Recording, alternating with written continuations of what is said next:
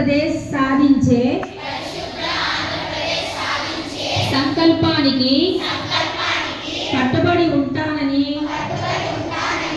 ఈరోజు పరిశుభ్రత గురించి నేను వేసిన ఈ ముందడుగు ఆంధ్రప్రదేశ్ రాష్ట్రాన్ని శుభ్రపరచడంలో సహాయం చేస్తుందని నమ్ముతూ ఈ రోజు నుండి నా తోటి వారికి కూడా వర్షాకాలంలో కలిగే అనారోగ్య సమస్యలు తగు జాగ్రత్తలపై